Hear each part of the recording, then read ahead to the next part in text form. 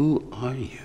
Discussing Rey after The Rise of Skywalker has been sort of an enigma for me, and the primary reason being is that my favorite aspect of Rey's character was the fact that she was no one, no tie-in to a franchise bloodline, perhaps just some instrument of the cosmic force itself. That's what I thought. RIP all of my old videos concerning this aspect of her character. The Force Awakens and The Last Jedi both seem to shake hands in agreement over Rey being innately powerful in the Force without the need to use a bloodline connection to make sense of it all. Rey was a scavenger from Jakku, abandoned by worthless parents in need of a buck and a drink, only to find out that she had a part to play in this giant galactic story she thought was a myth.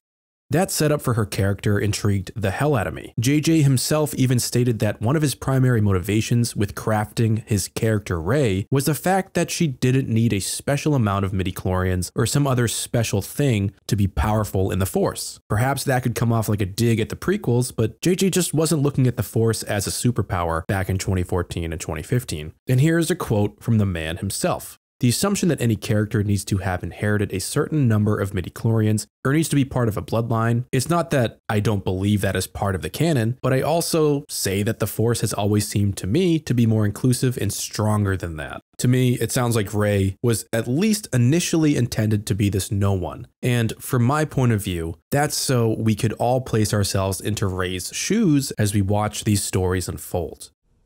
The sequel trilogy, in a way, originally felt like we happened to drop back into the galaxy from far, far away, along with all of these new characters who didn't realize that they were now part of this grand mythic tale they were once told as kids. It's why I love Rey's reaction to learning that Luke Skywalker is real. In the fact, TLJ closes with children playing Star Wars.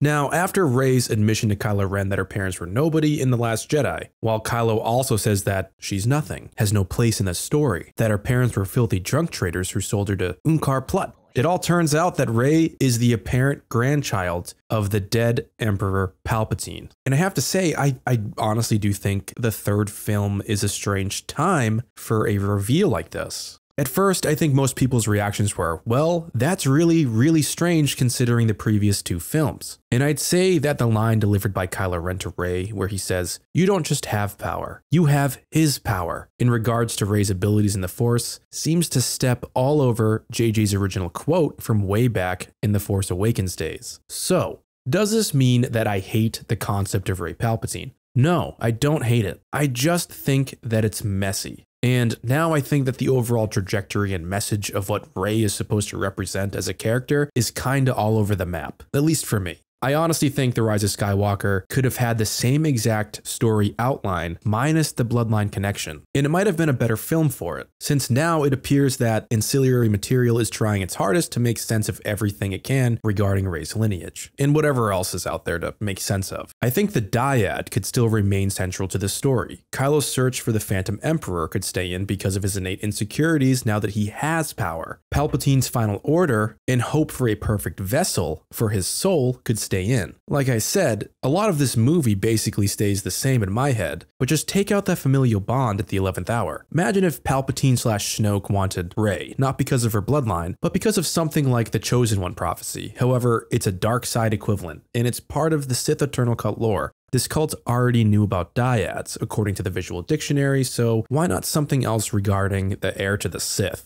It would make Snoke's insatiable desire to meet this powerful scavenger more interesting in the wake of Kylo being groomed to fill the role of the new Emperor without him knowing. Kylo hasn't been living up to his side of the bargain in regards to the dark side. And I'd also say that the rise of Kylo Ren has perfectly demonstrated his inability in this. Rey could have been what the Sith Eternal Cult has been after all this time, but initially targeted Ben Solo, thinking that he would fulfill that dark side prophecy, the perfect vessel for the rotting clone body hosting the essence of Darth Sidious. It wasn't Ben Solo, but it was Rey. Rey being born at the same exact time Ben starts his Jedi training with Luke seems like the Force is also counterbalancing itself. So, like I said, removing all of the bloodline connections to Palpatine and inserting something like a Sith prophecy would have gone over better for someone like myself. Rey remains nobody, but is still vulnerable to the machinations of the most evil man clone in the galaxy. And sure, I do think that some of this would also have to sort of be peppered into the previous two films, but I digress. Speaking of clones, some of the reveals from the novelization, which unfortunately have been leaking all over the internet, seem rather odd to me. Like I have said, Palpatine is a clone body. We heard Ian McDiarmid talk as much about this character, and I figured this much based on his facial appearance looking like the Attack of the Clones Palpatine. But now, Rey's father is also a clone, or at least a failed clone. So Palpatine is sort of Rey's father and grandfather, but also none of these things because original Palpatine never schmanged in any natural way, so Rey's entire family history gets super wacky very quick. Beyond the logistics of cloning, Force-sensitive clones, non-Force-sensitive clones, and who the hell Rey's mother is, I don't think the message of Rey being part of an evil bloodline and her denying the privileges of that bloodline is a bad message or character arc in general. It's just that it feels like its own self-contained narrative concerning Rey, and perhaps that's completely fine.